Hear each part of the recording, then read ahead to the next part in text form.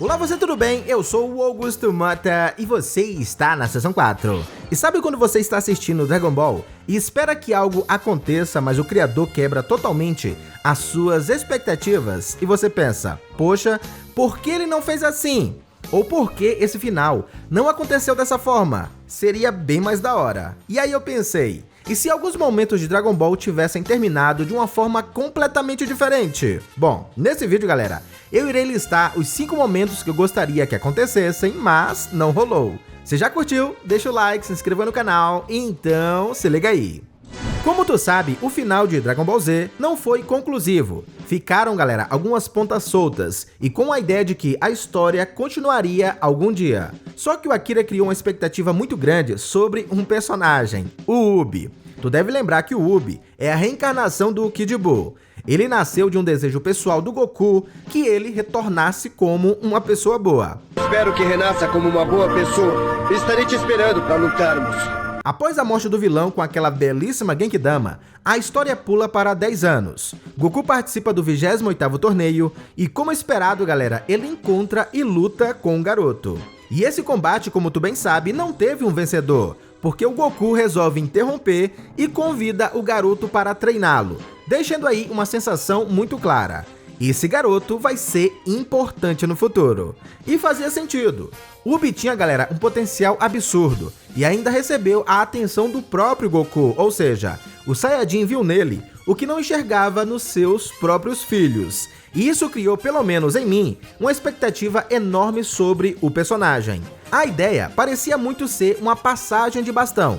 Só que quando chega Dragon Ball GT, os caras simplesmente apagaram o personagem que seria o ponto central da história. Tudo bem que o GT não é canônico, mas ele segue a continuidade do Z, ou seja, o GT, galera, é uma continuidade não canônica do Z. No começo, inclusive, era considerado canônico, mas como teve uma péssima recepção, acabaram removendo ele da história principal. Acontece que Ubi no GT aparece no primeiro episódio e só reaparece, galera, pra lutar com o Baby mais de 30 episódios depois, sendo essa a participação mais relevante dele na série. Ele praticamente virou um personagem secundário. E é isso que eu mudaria. Eu faria o Ubi participar de uma grande batalha, além daquela surra que ele levou do Baby, é claro. Não precisava nem derrotar o vilão principal. Bastava mostrar o Goku percebendo, esse garoto já está pronto. Afinal, galera, eles treinaram 5 anos seguidos. E qual foi o desenvolvimento do Ubi nesse período? Nenhum, ou seja, toda aquela preparação no final do Z, a criação de expectativas sobre o personagem não valeu de nada. E depois, se acontecer alguma coisa com a Terra, você vai se encarregar de protegê-la. Entende do que estou falando? Se a ideia era fazer dele a próxima geração, seria muito legal a história desenvolvê-lo. Cara, nem quando o Goku vai embora com Shenlong, Ubi está lá pra dizer, obrigado, mestre. Talvez, galera, essa nova versão do Super possa ser diferente, até porque eles já criaram uma baita expectativa sobre o personagem no final da saga Moro, não é verdade? Espero que dessa vez ele tenha uma atenção melhor em relação à sua história e importância dentro da série. E assim, a gente sabe que o Vegeta por muito tempo fez parte do exército Freeza, não porque gostava de estar lá, mas porque era conveniente, até ele conseguir o que queria, não é verdade? O problema é que o Vegeta não era um oponente capaz de derrotar o Freeza nessa época, e ele sabia disso. Então, suportava suas ordens até que veio uma luz no fim do túnel.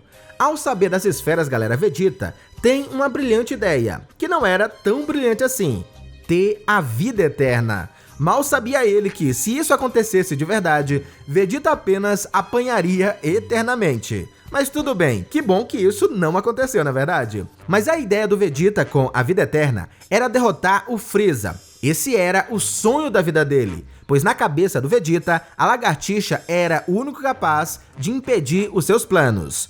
Em toda a saga Namek, fica evidente o ódio do Vegeta pelo vilão, principalmente depois que ele descobre que, na verdade, não foi um meteoro que matou os Saiyajins, foi o próprio Freeza quem fez isso. Então, pensa comigo, Freeza destruiu o planeta Vegeta, matou quase toda a raça Saiyajin, humilhou Vegeta durante anos, e o príncipe dos Saiyajins, galera, passou boa parte da sua vida querendo superá-lo. E quando o Dragon Ball Super vem e traz o Freeza de volta, parecia que finalmente chegaria esse momento. Vegeta alcança o Super Saiyajin Blue, ele fica frente a frente com o Freeza e finalmente tem poder suficiente para acabar com o vilão. E aí eu pensei, agora é a hora. Só que não, meu amigo. Freeza destrói a Terra, Goku volta com o auxílio do Whis e quem mata o Freeza? O próprio Goku. Claro que existe uma explicação para isso dentro da própria história, mas como um momento dramático, galera, eu faria totalmente diferente. Eu deixaria o Vegeta derrotar o Freeza. Nem precisava ser uma luta épica. O importante seria o Vegeta olhar para o vilão e basicamente dizer: isso é pelo meu povo, ou isso é por você ter me enganado durante anos. Seria o encerramento perfeito, galera, de uma rivalidade que começou muito antes do Goku e o Vegeta sequer se tornarem aliados. E melhor, isso não diminuiria o Goku, pelo contrário, mostraria que Vegeta finalmente conseguiu superar um dos fantasmas do próprio passado. Conta aí. Kakaroto, qual é a sua? Você interrompeu a minha luta! Ah, foi mal, Vegeta. Lembra quando a Videl vai lutar com Spopovich e leva uma surra e ela fica quase à beira da morte? Eu não sei você, mas um desejo que eu tinha na época era ver o Gohan entrando na arena para amassar o Spopovich. Nem precisava, galera, arrancar a cabeça como nessa imagem. Mas isso iria dar um drama maior a esse momento, principalmente pela fase que o Gohan estava vivendo, de ter ficado mais fraco nesse período de 7 anos. Pensa comigo, na luta contra Cell, Gohan não queria lutar pois se negava a matar. Mas quando percebeu que seus amigos estavam sofrendo, ele despertou aquele lado extremamente agressivo. Com a Videl poderia acontecer algo parecido. Imagina Spopovich prestes a dar o golpe final. Gohan entra no meio, já transformado na fase 2, resgatando aí o poder que ele tinha perdido nesses 7 anos, o estádio inteiro fica em silêncio e o Gohan simplesmente fala: já chega, Spopovich. E aí, ele derrota o vilão imediatamente. Me diz se isso não seria cinema puro. Isso mostraria que o Gohan ainda tinha aquele poder e aquela personalidade explosiva quando alguém que ele ama está em perigo.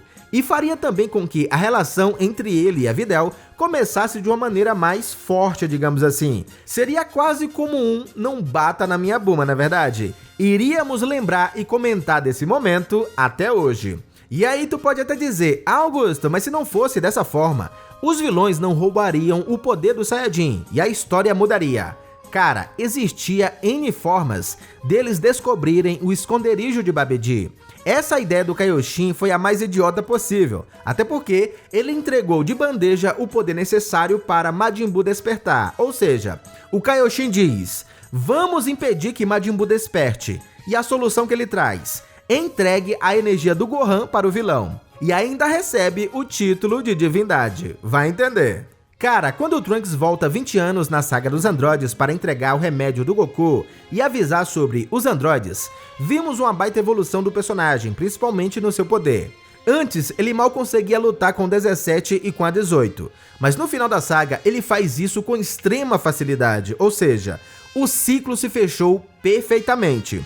E por mais que o Trunks tivesse perdido quase todos seus amigos e também a sua família, ele ainda poderia construir um mundo sem destruição. O problema é que veio Dragon Ball Super e mais um inimigo apareceu, o Goku Black. Aqui começa uma nova história, onde o Trunks se preparava para proteger novamente o seu mundo. Tudo o que ele tinha construído, galera, foi abaixo novamente. A sua mãe morre e ele praticamente virou a última resistência naquele momento.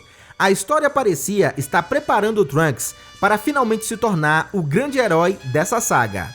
Ele até ganha uma nova forma no anime, mas na hora decisiva, Trunks não derrota o vilão final. E é exatamente isso que eu mudaria. Eu faria o Trunks derrotar os Zamas, porque o impacto seria muito maior. Imagina, depois de perder praticamente tudo, isso fecharia o ciclo perfeitamente, porque o garoto que nasceu com um futuro destruído finalmente conseguiria salvar aquele mesmo futuro e vingar a sua mãe. Seria muito mais emocionante do que trazer o Zenhou para resolver a situação. Por isso, o Trunks, depois da saga Black, não foi mais citado ou requisitado, já que nenhuma expectativa foi criada em cima dele. Diferente aí da sua primeira versão lá da saga dos androides. Conta aí. E assim, uma coisa que não só eu, mas acredito que todo mundo queria ver acontecendo e não rolou, e é uma das maiores oportunidades desperdiçadas está no Daima.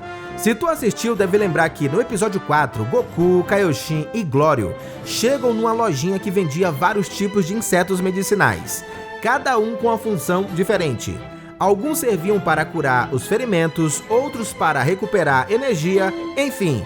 Mas existia um tipo muito especial: os insetos adesivos que permitiam duas pessoas se fundirem.